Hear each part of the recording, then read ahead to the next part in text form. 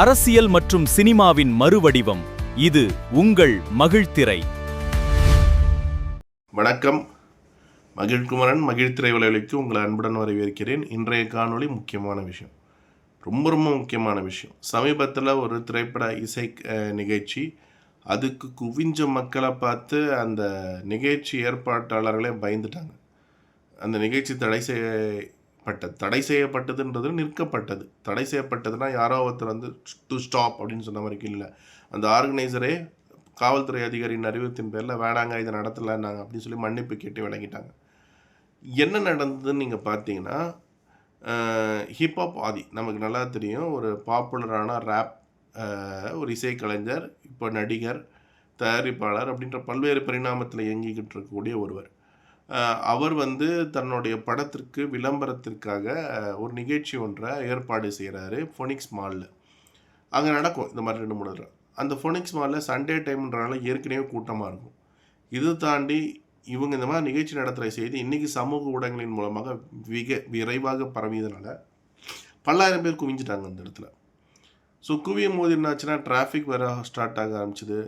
அப்புறம் வந்து கூட்டம் சேர பிரச்சனை வருமோ அப்படின்னு ஒரு பயம் வர ஆரம்பிச்சிது.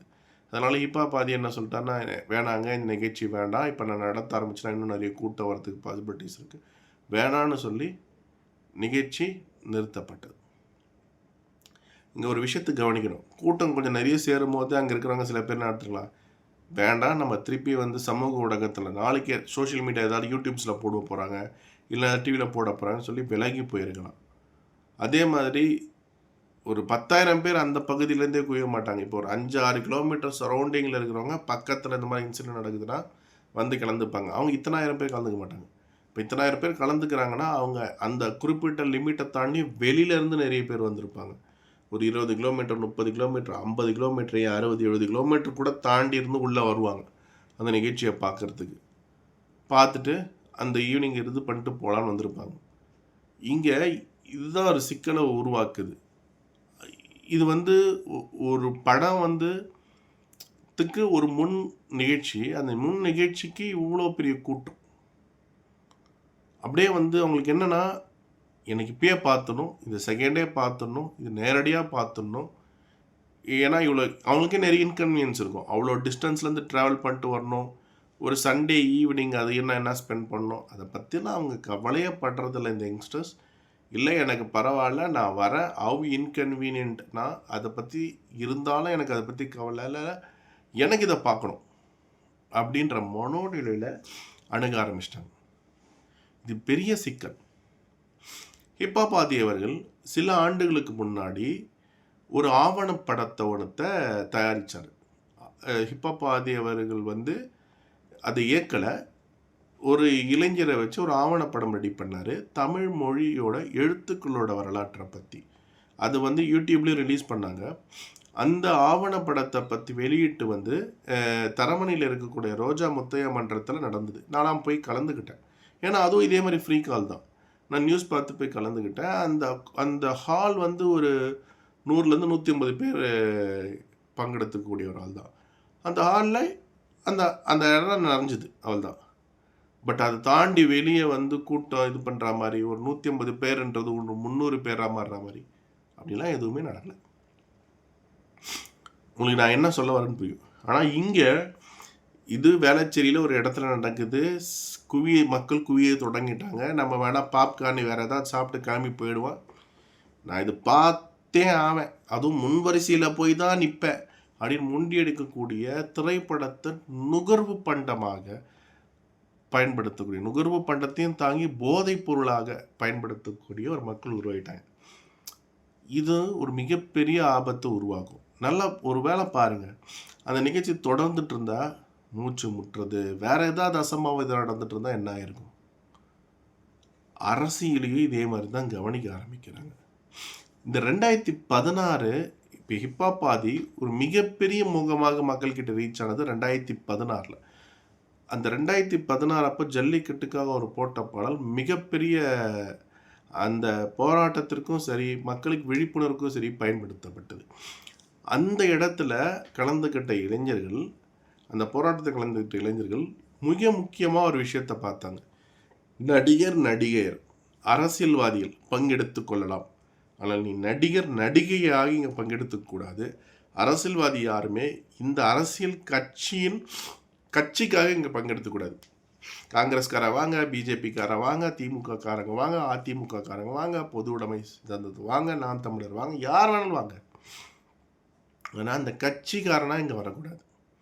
இதை தான் அந்த மக்கள் வச்சாங்க. அதனால தான் இன்றைய முதலமைச்சர் விஜய் அன்னைக்கு கலந்துக்கும் போது கட்சி கட்டிக்கிட்டு ஒரு சக மனிதனாக அதில் கலந்துக்கிட்டார். ஆனால் அதுலேயும் ஒரு சிக்கல் வந்தது. என்ன நடந்ததுன்னா, இந்த 2016 அந்த போராட்டம் வந்து ஜனவரி மாதம் நடந்தது. ஜனவரி மாதம் உங்கள் போராட்டம், ஏன்னா ஜல்லிக்கட்டு உங்களுக்கே தெரியும், இந்த பொங்கல் சீசன் நடக்கும். பொங்கல் சீசனில் அதை நடந்துடணும் அந்த ஜல்லிக்கட்டு. அதுக்கு முன்னாடி அந்த போராட்டம் நடந்துட்டுருக்கு. ஒருவேளை போராட்டம் பொங்கலையும் தாண்டி போக ஆரம்பித்து அது வந்து ரிப்பப்ளிக் டே அளவுக்கு போச்சுன்னா அந்த பீச் ரோடில் தான் போராட்டம் நடக்கிற இடத்துல தான் வந்து அணிவகுப்பு நடக்கும். அது பாதிப்பு ஏற்படக்கூடாது, ஏன்னா அது ஒரு தவறான சிக்னலாக போயிடும் அப்படின்ற மாதிரி ஒரு இது நடக்குது. அங்கேயும் ஒரு சில பேர், ஒரு சில இயக்கங்கள் இந்த போராட்டத்தை ஜல்லிக்கட்டுன்ற மைய இது தூக்கிட்டு வேறு சில காரணங்களை உள்ளே கொண்டு வந்து எல்லாத்துக்கும் சேர்த்து போராடுங்க அப்படின்ற மாதிரி கொண்டு போகும்போது அது சில சிக்கல்களை கொண்டு வருது. அதனால் என்ன பண்ணுறாங்க, அவங்க வந்து பேசுகிறாங்க, மாநிலம் பேசுகிறாங்க, மடுவன் அரசு பேசுகிறாங்க, இது வேண்டாங்க, இது நாங்கள் இதாக பண்ணிடுறோம்னு சொல்லும்போது நீங்கள் எது சொன்னாலும் எழுத்துப்பூர்வமாக கொடுங்க, ஜல்லிக்கட்டு நடத்த கூட நாங்கள் கிளம்பிடுறோம்னு சொல்லிட்டு இளைஞர்கள் சொல்கிறாங்க. ஆனால் அவங்களுக்கு என்னென்னா அது ஒரு ப்ராசஸ். அந்த ப்ராசஸ் சம்டைம்ஸ் அவங்கள டிலே ஆச்சுன்னா, ஒருவேளை அந்த இளைஞர்கள் இருந்தாங்கன்னா அது நம்மளோட அடுத்த நிகழ்ச்சியை பாதிக்கும், ரிப்பப்ளிக் டேன்னு சொல்லி அவங்கள கட்டாயத்தின் பேரில் ஏதாவது வெளியே இருக்கணும்னு சொல்லிட்டு காவல்துறை இறங்க ஆரம்பித்தாங்க. அது வரைக்கும் இருந்த பெருவாரியான மக்கள் காவல்துறை கலைய ஆரம்பித்தாங்க. ஆனால் அப்போது நிறைய இளைஞர்கள் அந்த இடத்துல இருந்தாங்க. ஆனால் அவங்க என்ன பண்ணுறாங்க, மெயின் ரோட்டில் இருந்து வச்சுருக்கக்கூடாது, மெயின் ரோடுனா அந்த பீச்சோட மெயின் ரோட் பகுதியில் இருக்கக்கூடாதுன்னு சொல்லி உட்பக்கமாக பீச்சுக்குள்ளே எடுத்துகிட்டு போக பார்க்குறாங்க. அப்போ அது வெயில் நேரம், அது வரைக்கும் அவங்களுக்கு உணவு தண்ணிலாம் வந்துட்டு இருந்தது. பட் இந்த சிக்கலில் அந்த தண்ணி உணவுலாம் வரல. சரி, அவங்களுக்கு தண்ணி உணவாவது வந்து சேர்ந்துடும். ஏன்னா அந்த போராட்டம் வந்து அரசாங்கத்துக்கும் சரி எல்லாருக்கும் சரி அந்த போராட்டம் வந்து வெற்றி பெறணும். குறிப்பாக அது ஒரு வித்தியாசமான போராட்டம். ஏன்னா தமிழ்நாட்டில் இருக்கக்கூடிய கட்சி அக்ராஸ் எல்லா கட்சியும், அக்ராஸ் எல்லா மக்களும், தமிழ்நாட்டில் வாழ்ந்துட்டு இருக்க தமிழ் பேசக்கூடிய பிறமொழி மக்கள், இந்த பிராமினு, இவன் முஸ்லீமு, இவன் கிறிஸ்துவன், இடைஜாதி கடைஜாதி இதெல்லாம் தாண்டி எல்லாரும் இது நடக்கணும். ஏன்னா இது தமிழ்நாட்டோட பண்டிகை, தமிழ்நாட்டுடைய ஒரு கலாச்சார விழான்னு சொல்லி ஒருமித்த குரலில் எடுத்தாங்க. ஏன்னா இது வந்து யாரோ ஒரு சில பேர் வந்து இதுக்கு அகெயின்ஸ்டாக போய் கோர்ட்டில் தீர்ப்பெல்லாம் போட்டு கேஸை போட்டு அதுக்கு அங்கே இருக்கக்கூடிய ஒரு அமைச்சர் முடிவெடுத்து அந்த மாதிரி ஒரு பெரிய விஷயத்தில் வந்தது. அதனால் மக்கள் எல்லாரும் ஒன்று கூடி ஒருமித்த சிந்தனையில் இருந்ததுனால இது வெற்றி பெறணும்னு விரும்பினாங்க. பட் அதில் சில இளைஞர்கள் என்ன சொல்கிறாங்கன்னா, நீங்கள் எழுத்துப்பூர்வமாக கொடுங்க, நான் விளக்கிறேன் அப்படின்னாலும் இது ஒரு ப்ராசஸ் டிலே ஆகும் அப்படின்னு ஆயிடுச்சுன்னா நமக்கு இந்த மக்கள் அப்படியே இருந்துட்டு இவங்க வேறு விதமாக கொண்டு போயிட்டாங்கன்னா என்ன ஆகும் சொல்லிட்டு இந்த பக்கம் ஒரு நிர்பந்தமும் உருவாகுது. ஸோ அவங்க தள்ளுறாங்க. அப்போது சீமான் அவர்கள் என்ன பண்ணுறாங்கன்னா, இந்த போராட்டத்தில் யாருக்கும் உயிரிழப்பு நடக்கலை, இப்போ இவங்க இதுக்கு தப்பித்தவரை வேணால் தண்ணி கிண்ணி கொடுக்காம நட போகிறான்னு சொல்லி சீனிவாசபுரம்னு சொல்லிட்டு அந்த போராட்டம் நடக்கிறது மெரினாவோட அந்த பக்கம் லைட் ஹவுஸ் பக்கம் நடக்குது. லைட் ஹவுஸோட இந்த சைடு வந்து சீனிவாசபுரம்னு சொல்லிட்டு சொல்லுவாங்க, பட்டம்பாக்கம்னு ஒரு பகுதி. அங்கேருந்து போட் எடுத்துக்கிட்டு, ஏன்னா அந்த பக்கம் காவல்துறை அதிகாரி உள்ளே விட மாட்டாங்க, போட் எடுத்துக்கிட்டு அவங்களுக்கு தண்ணி சில உணவுப் பொருட்களை மட்டும் எடுத்துகிட்டு போகிறாரு. போயிட்டு கொடுத்துட்டு டக்குன்னு திரும்பி வந்துடுறாரு. அவர் நினச்சிட்டு தான் அங்கே நின்று உட்காந்துட்டு போராட்டம் பண்ண முடியும். அவருக்கு என்னென்னா, இது கட்சி சார்ந்த போராட்டம்னு இருக்கக்கூடாது, இது இளைஞர்களோட போராட்டம், அதில் எந்த அசம்பாவிதமும் நடந்துடக்கூடாது. ஏன்னா ஆல்மோஸ்ட் அது வின்னிங் ஸ்டேஜில் இருக்கக்கூடிய போராட்டம் அப்படின்னும் போது அவர் வந்து கொடுத்துட்டு அவர் கிளம்பி போயிடுறாரு. அப்போ வந்து இளைஞர்கள் சீமானை அனுமதிக்கிறாங்க, சீமான் வந்து கொடுத்துட்டு கிளம்பிடுறாரு. இப்போது 2026 வருது, தேர்தல் வருது. 2016 தேர்தலில் தான் சீமான் கலந்துக்கிறாரு. 21, 26 மூணாவது தேர்தலை அவர் சந்திக்கிறார், சட்டமன்ற தேர்தலில். மூணாவது சட்டமன்ற தேர்தல் வரைக்கும் அவர் ஒரு இடம் கூட வின் பண்ணல. ஆனால் விஜய் அவர்கள் 2024 வராரு. விஜய் அவர்கள் அந்த போராட்டத்தின் போது உள்ளே போகும்போது அவர் கட்சி கிட்டு தான் உள்ளே வராரு. ஆனால் அவர் இந்த இடத்துல 108 இடங்களை வெற்றி பெற்றுக்கிறார். இங்கே நீங்கள் பாருங்கள், சீமான் ஒரு இடத்துல கூட வெற்றி பெறலை. மூன்றாவது சட்டமன்ற தேர்தல் இருந்தாச்சு. விஜய் அவர்கள் முதல் சட்டமன்ற தேர்தலே 108 இடம் வின் பண்ணிட்டார். இப்போது இது எல்லாத்துக்கும் காரணமாக அமையிறது என்ன? சினிமா. இந்த சினிமாவில் இப்போ விஜய்க்கு ஓட்டு போட்ட எல்லாருமே வந்து சினிமா போதையில் தான் போட்டுட்டாங்க அப்படின்னு நான் சொல்ல மாட்டேன். அது ரொம்ப தப்பு. எனக்கு சேஞ்ச் வேணும். I need someone new. DMK ADMK வேணாம். எனக்கு இவர் தெரிஞ்ச முகமாக இருக்கார் அப்படின்ற விதத்துலலாம் ஓட்டு போட்டவங்க நிறைய மக்கள் இருக்காங்க. அதே மாதிரி உறவினர்கள் சொல்லி இது மாதிரி பல விஷயங்கள் இருக்குது. நீங்கள் பார்த்தீங்கன்னா ஆனால் விஜய்க்கு விழுந்த வாக்குகள் 1,75,000 வாக்குகள், 1,75,00,000 வாக்குகள். அதில் 1 விழுக்காடு வாக்காவது, அதாவது 50 லட்சம் வாக்குகளாவது அவர் தேர்தலுக்கு வந்து பிரச்சாரம் பண்ணணும், அவர் நலத்திட்டங்கள் கொடுக்கணும்னோ, இல்லை அவங்க கட்சிக்காரங்களாம் வந்து பிரச்சாரம் பண்ணணும் அவசியமே இல்லைன்னா கூட ஓட்டு போடுறதுக்கு ரெடியாக இருந்தாங்க. சில கட்சிகள் என்ன சொல்கிறாங்கன்னா, சில தொகுதிகளில் அவங்க இடத்த வாங்கிட்டு சரியாக பிரச்சாரத்துக்கு கூட வராத தாவேக கட்சியை சார்ந்தவங்களாம் எம்எல்ஏ தேர்தலில் வெற்றி பெற்றுட்டாங்க. அப்படின்னா என்ன அர்த்தம்? விஜய் என்ற ஒரு முகத்துக்காக மட்டுமே இந்த 1/3 வாக்குகள் விழுந்திருக்கு. 50 லட்சம் வாக்குகள். இப்போ 50 லட்சம் அப்படி நீங்கள் பார்த்துக்கிட்டிங்கன்னா மொத்த வாக்குகளே 5 கோடி 20 லட்சம் 30 லட்சம் தான் இருக்கும். அதில் சராசரியாக 10 விழுக்காடு வாக்குகள் தான் இந்த வாக்குகள். இது எவ்வளோ ஆபத்தான மனநிலை! இப்படிப்பட்டவங்க எப்படிப்பட்ட மக்கள்னா, இந்த ஒரு படம் வருது, அந்த படத்தில் பிளாக் டிக்கெட் விற்கிறாங்க. பிளாக் டிக்கெட் வாங்குறதே தப்பு. அந்த டிக்கெட்டு 2000க்கு 10,000க்கு விற்றா கூட வாங்குறதுக்கு தயாராக இருக்கிறாங்க. அது எவ்வளோ பெரிய தப்பு! அப்படியே வாங்கிட்டு தேட்டருக்குள்ளே போனால் தேட்டர் ஸ்கின்னை கிழிக்கிறது, காட்சியை கிழிக்கிறது, படத்தில் வர ஒரு படம் திருப்பி போடுன்னு மிரட்டுறது. ஏன்னா இந்த சீன் போட்டுனா திருப்பி அடுத்த ஷோ வரணும்.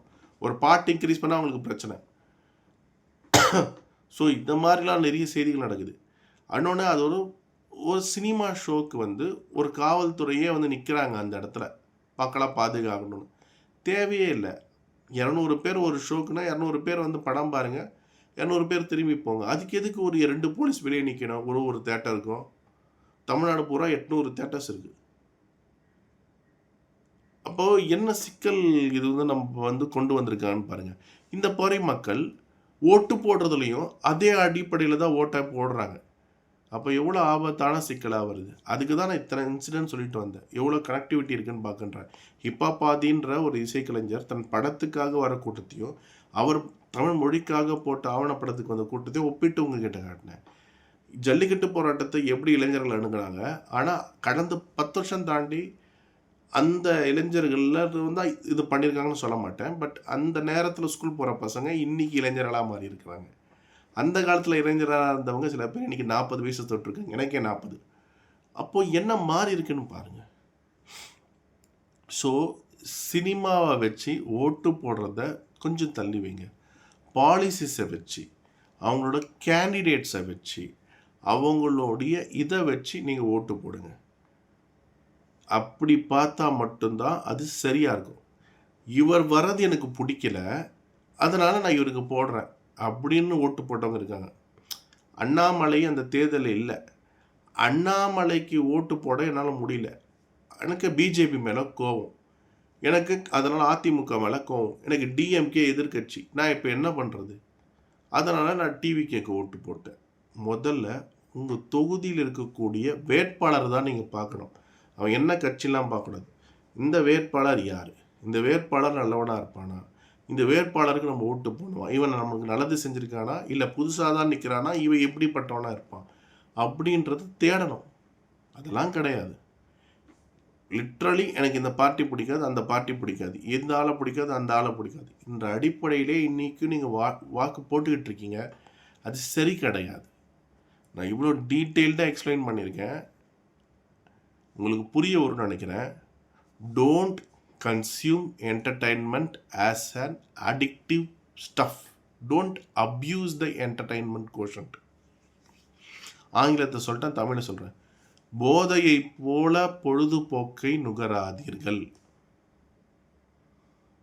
இன்னைக்கு இல்லைன்னா அடுத்த நாள் கிடைக்க போகிற ஒன்றுத்த அன்றைக்கே அந்த கடமையை பார்க்கணும்னு சொல்லிட்டு போதைத்தன்மையில் இயங்காதீங்க.